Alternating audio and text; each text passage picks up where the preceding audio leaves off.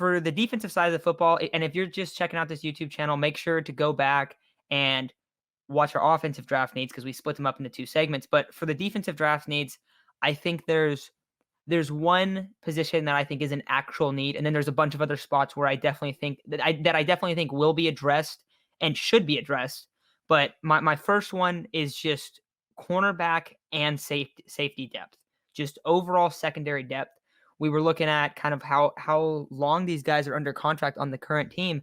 The 2 guys in the secondary that are under contract for the longest time are Jimmy Ward, 2 years, and Emmanuel Mosley, 2 years. Then your other starters, K'Wan Williams, Kwaski Tart, and Jason Verrett are all on 1-year contracts. And also Marcel Harris and Tarvarius Moore their contracts are about to be up as well. So the secondary might be in flux here in the coming seasons.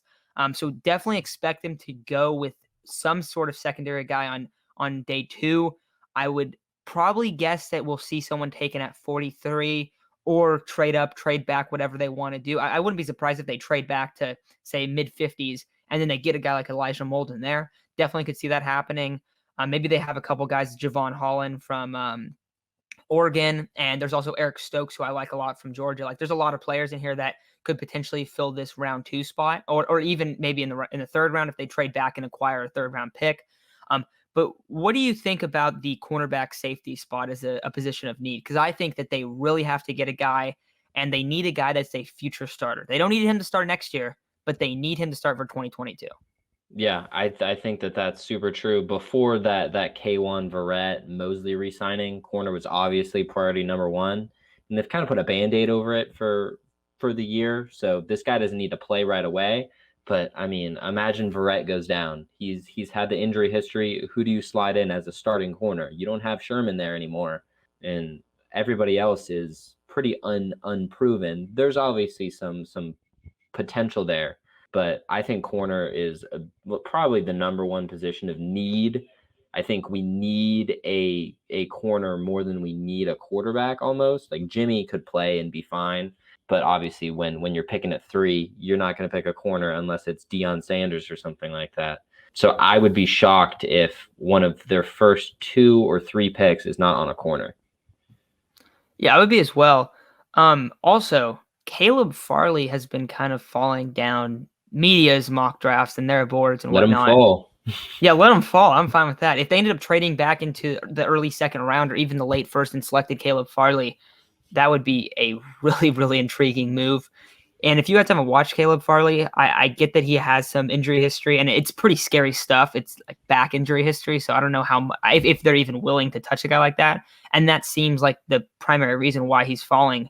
He's a pretty raw player, former wide receiver, but his coverage abilities are insane. Like he won't always make a great play at the ball, especially like but he's on the receiver's hip.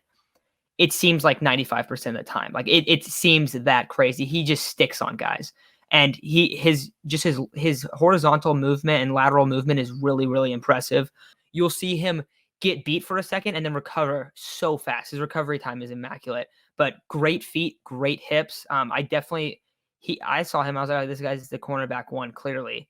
And then you see that he's falling down behind J.C. Horn and Patrick Surtain and potentially some other guys that are kind of that corner safety hybrid. If he ends up falling, and we're talking about, okay, what do we need? A future starter? Getting this raw guy that can just kind of sit behind these other players and eventually become that, I think that would be an amazing move. And I really like the upside there because I think that's I know that there's some of the draft evaluators that I watch. One of them said that he's his highest graded defensive player in the class. And there's a lot of good players in this class too on the defensive side of the ball. So that says a lot. Let's hope the injury history isn't a big deal. But at the same time, if it is, that's probably the reason he's sliding so far down the board. But do you like that idea? 100%. I think if he gets to, let's say, 30, and that would take quite the fall. There was talk that we could pick him potentially at 12 before we traded up. But he's a guy who wouldn't need to play right away. And you could slide him in next year as your cornerback 1 and feel good about it. So I think that'd be an awesome move. And then outside of corner, I think there's a couple other spots. Obviously, we can talk about edge and defensive tackle. We know the 49ers love going after guys like that. I don't see it as a big time need. You could say edge with the D Ford rumors. They need a bendy speed guy. And we'll talk about Samson Ebukam in a second here, but he's not a bendy speed guy. If that's what we're expecting out of him, that's not at least that's not what he has been. Maybe he can develop into something like that, but that's not really who he is as a player. Doesn't mean I don't like him. I think he's a stud. I think it was a great signing. But for edge and defensive tackle, we can see that taken whenever. If they think there's a really good edge rusher, they might take him in the second round. Like it's really just depends on, okay, where do we view these guys? Where do we have them graded? Where are they at in the draft? Because let's say there's a defensive tackle that they have a third round grade on, he's available in the fifth. They're going to take him. Like even if they haven't addressed wide receiver yet, or I don't know, offensive line yet, like we'll see them take those positions. We've definitely seen that Kyle Shanahan and John Lynch have prioritized defensive line. So totally expect that to be looked at some point in the draft, but I don't really know where. And I think that's just going to depend on how their board looks kind of when they're up selecting. But the other position I think that is just kind of a question mark at this point is the Sam linebacker spot, which it's really interesting. We were having a discussion before we got on whether Samson Ebukam will be playing that or will be playing like a defensive end role. I remember hearing reports that he's going to play defensive end. However, there hasn't been any practice yet, so we don't really know if that's for sure. Obviously, Azeez Al-Shaair is playing that Sam spot. They brought in Nathan Gary I think he's played on the Eagles last year, who's a former safety. Another linebacker on the team, Dre Greenlaw's a former safety. So what I personally think they're going to do is I think they're going to take a guy that's almost a mixture of a linebacker and a box safety, and they're going to convert him to that Sam linebacker spot, and he's going to compete with Azeez Al-Shaair and Nathan Gary and try to beat them out and be the starter there. With that said, I do think that we might see Samson Ebukam used in that role, but I don't really know how they're going to use him, because if you watch Ebukam, he wins pretty much only by making initial contact with either a tight end or a tackle, and then throwing him and just being a stronger, more physical player and winning with a high motor and just with strength. He doesn't ever try to win with Ben, at least when I was watching his film. He's really strong. He doesn't have swim moves. He doesn't really use that many moves. His pass moves are not refined. He's a very, very raw player. Now he still is productive. And you still see him, he'll steal the edge in terms of he'll contain really well. I saw him on a couple plays against the Cowboys in the week 1 of last year where he's bringing everything outside and Zeke has to kick it back in. Like he has a lot of plays like that, but I have really no idea what they're going to do with him because he might be in a defensive end role. We might see him get moved in sometimes, maybe like over a guard or in like a 3 tech, just because he's really, really strong.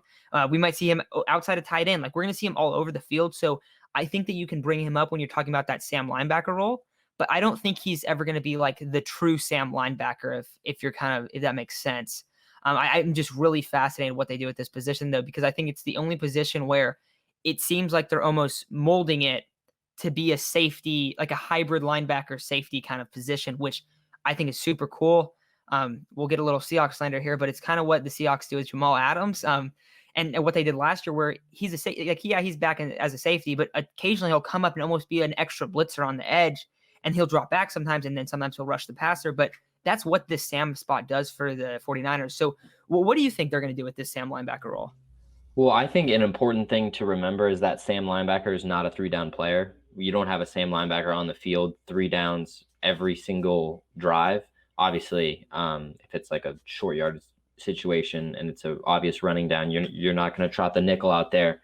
But it's really going to be either the nickel or the Sam linebacker on the field.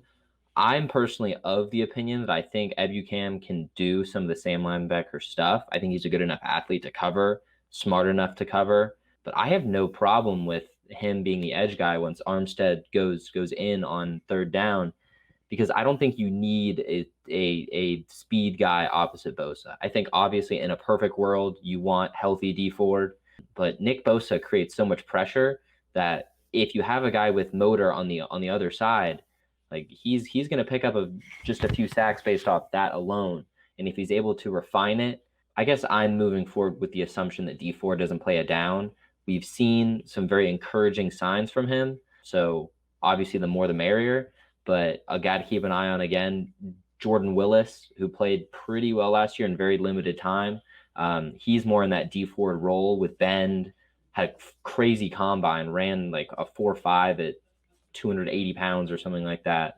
So he's a really good athlete, and he's a guy to keep an eye on. But I think they're going to use Ebukam all over the field. I think he's going to be D'Amico Ryan's. I think he's going to be like an X factor. He's going to play all over the front seven. Also, I'm I'll add, excited to see it. not just on the defensive side of the ball, but in special teams as well. He plays a lot in 100%. special teams, and he makes big tackles. I don't know if you remember, but he forced a fumble against the Seahawks in the wild card game. Like Was that really? he's making Yes, plays all over sir. the field. So yeah, no, he's already helping the 49ers out in that sense. But no, I'm really fascinated what they do with that position, because like you're saying, like I could definitely see Ebukam kind of in that Sam linebacker role, but it wouldn't be the role that we've seen them play with, and would be more of like, oh, they're having 5 defensive linemen and on third down. Like, so that's where it's like, it's really interesting to see what they do. And I think you're right about, you're going to see him all over the front seven. I wouldn't be surprised if he's playing like backer for a second. You're like, well, what is this? And then they bring him in, have a Mike blitz or whatever it is, or a B gap blitz, or, something of that nature. But I think that'll probably do it for the defensive needs. One thing I'll add though is, you brought up if D Ford isn't going to play, and that's kind of what you're expecting. If that's the case, I do think that edge rusher becomes a much larger need in the draft, and specifically a speed guy, because if D Ford is not going to play at all, then they need another speed guy, because Jordan Willis is probably the only guy that can truly do that on this roster. I mean, I guess you could say Aziz a little bit, but I don't really think would be his role ever. And he's not going to be as productive as a true defensive end that's a speed bendy guy, someone like that. And also, there's a lot of guys in this class that are going to be taken that are that mold that are going to be taken in the second day. So that was also a huge factor. And if they do take an edge rusher in day 2, there's a lot of speed guys. But if they do take a guy like that, that probably tells you, hey, D Ford, they're not expecting him to play. And that doesn't mean that Ebukam's losing reps. It means that Ebukam's going to be playing a much different role as well. So super fascinating to see how that turns out. But anything else you want to add before we take off? No, I think you touched on it. All right, awesome. Well, thanks everyone for listening. This is your first time watching the YouTube channel. Make sure to come back. We've been talking a lot about the draft. We just talked about the offensive draft needs and talked about Trey Lance a couple days ago. So make sure to go tune in for that.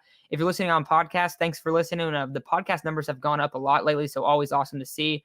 And yeah, and so yeah, we'll talk to you guys soon. And have a great weekend.